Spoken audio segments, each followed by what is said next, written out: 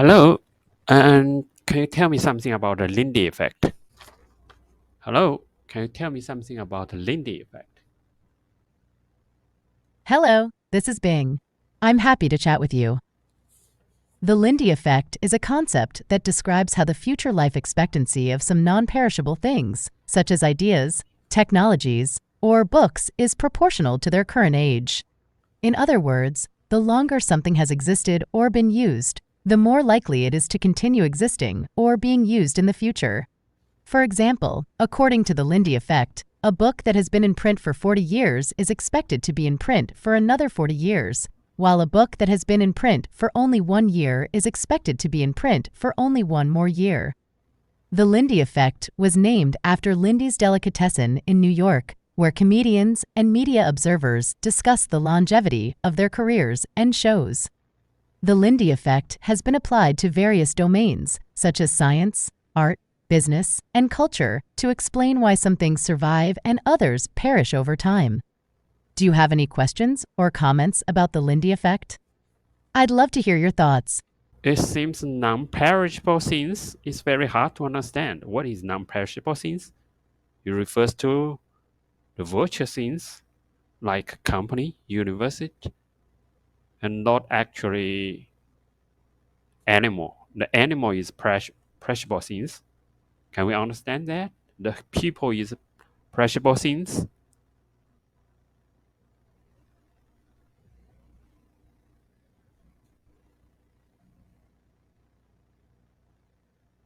I'm sorry, I don't quite understand your message.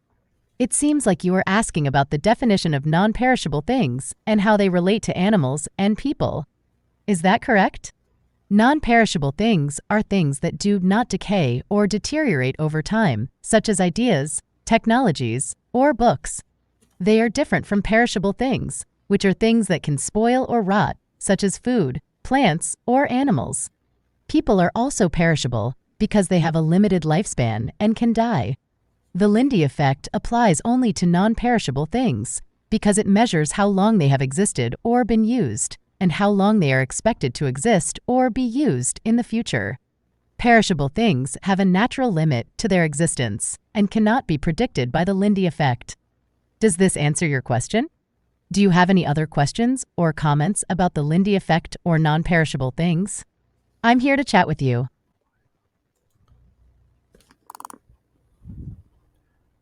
It seems for something is quite easy to understand, such as animals and plants. But for some things, it is still uh, very confused. For example, trees are non-perishable things or perishable things. Bacteria, virus, and some of the biological things is also long life. It's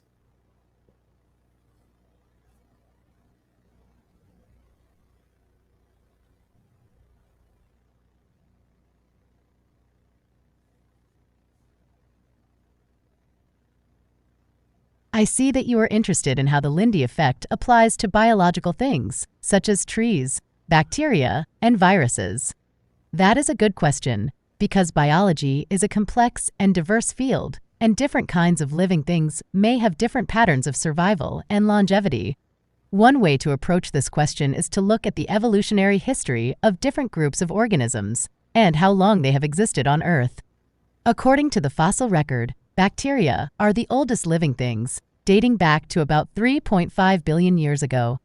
They are also the most abundant and diverse, occupying almost every habitat and niche on the planet. Bacteria are very adaptable and resilient and can survive in extreme conditions, such as high temperatures, radiation, and acidity. Therefore, according to the Lindy effect, bacteria have a very high probability of continuing to exist in the future, as they have proven to be robust and versatile over a long period of time. Viruses, on the other hand, are not considered to be living things by most biologists because they cannot reproduce or perform metabolic functions on their own. They depend on infecting host cells to replicate and spread. Viruses are also very ancient, dating back to at least 1.5 billion years ago, and possibly even earlier. They are also very diverse and abundant, infecting all kinds of organisms, from bacteria to humans. Viruses are also very adaptable and can mutate rapidly to evade host defenses or exploit new hosts.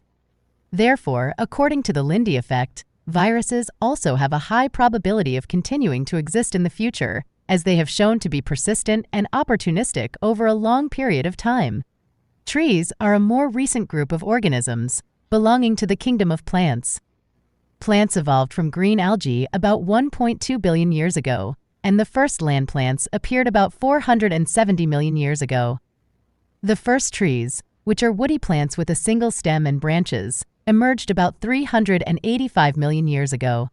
Trees are also very diverse and abundant, covering about 31% of the Earth's land surface. Trees are also very important for the environment as they produce oxygen, store carbon, provide habitats, and regulate climate. Therefore, according to the Lindy effect, trees have a moderate probability of continuing to exist in the future, as they have demonstrated to be beneficial and successful over a moderate period of time. However, the Lindy effect is not a deterministic or absolute rule, but rather a statistical tendency that may have exceptions or limitations. For example, the Lindy effect does not account for external factors that may affect the survival or extinction of different kinds of organisms, such as natural disasters, human activities, or environmental changes. The Lindy effect also does not account for internal factors that may affect the quality or functionality of different kinds of organisms, such as aging, disease, or competition. Therefore, the Lindy effect should be used with caution and skepticism, and not as a definitive or reliable predictor of the future. I hope this helps you understand the Lindy effect and how it may apply to biological things. Do you have any other questions or comments about this topic? I'm always happy to chat with you.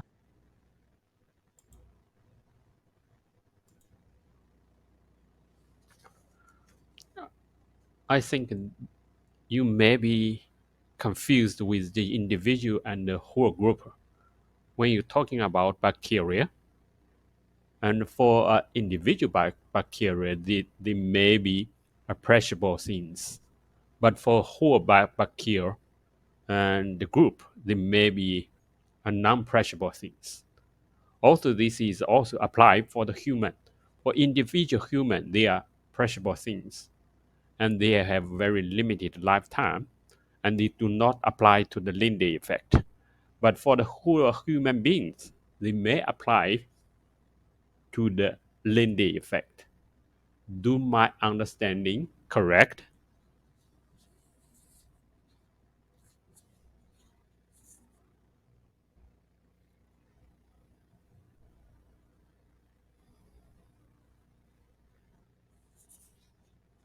Thank you for sharing your thoughts.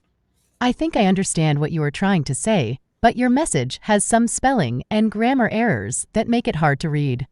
Maybe you can try to write more clearly and check your message before sending it.